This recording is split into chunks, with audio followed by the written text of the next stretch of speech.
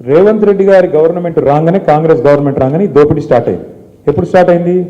ఫిబ్రవరి 24 నుంచి స్టార్ట్ అయింది. ఫిబ్రవరి 20 రోజు ఎంక్వైరీ డేటు ఒక 385 కోట్లది టెండర్ పిలిచింది.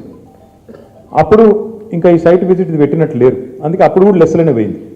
తర్వాత ఇంకొక టెండర్ పిలిచిండ్రు మేలో, అది కూడా లెస్లోనే పోయింది. Godavari Khani RGOC1, RGOCP3 mine, రెండు కూడా ఇంకా అప్పటికి దిక్కుమాలిన దంద మొదలు కాలేదు.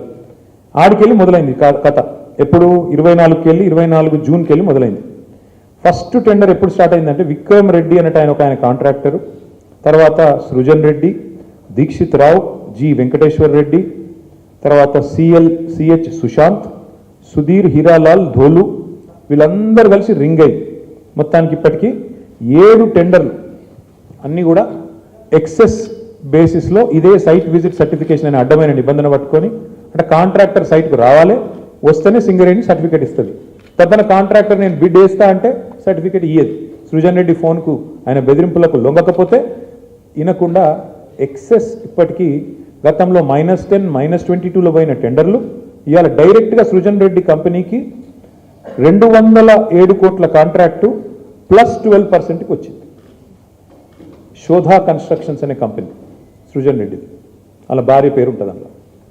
ఇది వాస్తవమా కాదా దయచేసి మీరు తెలుసుకోండి, కాపీ కూడా మీ అందరికీ ఇస్తాను, మీరు కూడా తెలుసుకోవచ్చు.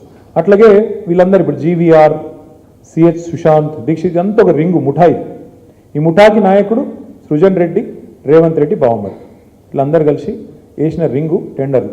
ఇది నిన్న హరీష్ రావు గారు బయట పెట్టింది. ఏమన్నాడు హరీష్ రావు గారు నిన్న? 9 ఒక్కటే రద్దు చేస్తే సరిపోదు బట్టి గారు, మరి నీకు తెలియకుండా జరుగుతున్నాయి ఇవన్నీ, ఇవి కూడా రద్దు చేస్తావా లేదా అన్నాడు. దాంతోనే ఏంది, ప్రభుత్వం లిక్కిపడ్డది. ఓహో మా దొంగతనం బయటపడుతుంది కాబట్టి ఏం చేయాలి, హరీష్ రావుకు నోటీసు.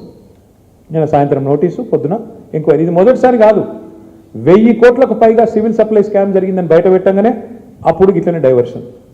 మూసీ 1,50,000 కోట్ల కుంభకోణం బయట పెట్టంగానే అప్పుడు ఇట్లే డైవర్షన్. కొడంగల్లో అల్లుడు గారి ఆమ్యామ్య లగచర్ల భూములు కొట్టేస్తున్నాడు, అల్లుడు గారి కోసం ఆయన మ్యాక్స్ బిఎన్ అనే ఫార్మా కంపెనీ కోసం అనగానే అప్పుడు ఇట్లనే మా నరేందర్ రెడ్డిని తీసుకుపోయి 37 రోజులు జైల్లో పెట్టిండ్రు, ఆయనతో పాటు రైతులను జైల్లో పెట్టిండ్రు.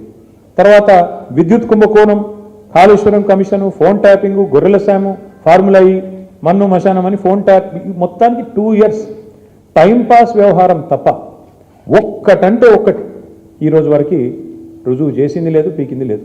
అయినా ఇంకోటి వీళ్ళు మర్చిపోతున్నారు, హరీష్ రావు గారు అంటే ఎవరు? హరీష్ రావు గారు మీ మొత్తం క్యాబినెట్నే అసెంబ్లీలోనే ఫుట్బాల్ ఆడుకున్నాడు కదా, మీకు సబ్జెక్ట్ రాదు, మీకు తెలియదు పీకది. ఆయనతోనే అసెంబ్లీలోనే అందరి ముంగట్నే తిట్లు పడ్డారు మీరు, 8 మంది మంత్రులు దెబ్బలు పడ్డారు మీరు. అట్లాంటి ఆయన ఇవ్వాలన్నట 5-6 పోలీసు అధికారుల మీద కూర్చోబెడితే ఏం ఫరక పడుతుంది? మీ మంత్రులనే ఫుట్బాల్ ఆడిండు, ఈ పోలీసు అధికారులు ఎంత అండి నాకు అర్థం కాదు. చేయని తప్పుకు ఏదో పనికి మళ్ళీ కేసు పెట్టి ఇబ్బంది పెడతాం అనుకుంటే భయపడతామా? ఎవరు భయపడతారు? ఎందుకు భయపడతాము? అయినా సాక్షాత్తు సుప్రీంకోర్టు చెప్పింది కదా, ఫోన్ ట్యాపింగ్ కేసులో పసలేదు, ఏదో పనికిమాలిన కేసుని కొట్టేస్తే సిగ్గులేదా రేవంత్ రెడ్డి? బుద్ధి జ్ఞానం ఉందా అసలు నీకు? ఇట్లా చేయొచ్చునా?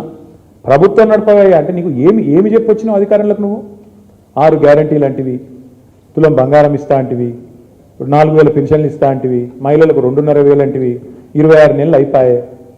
అది చెప్పే ముఖం లేదు, అది చెప్పే తెలివి లేదు. అందుకే కవర్ ఏం చేయాలి? ఇట్లనే మీడియాను మేనేజ్ చేసుకోవాలి, మీడియా వాళ్ళ ఇళ్లకు న్యూ ఇయర్స్కు కాలు మొక్కాలి, వాళ్ళను ప్రసన్నం చేసుకోవాలి, అడ్డమైన రాతలు వాళ్ళతో రాయించుకోవాలి. గిది నీ చిల్లర బుద్ధి, ఇది నీ లేకి బుద్ధి.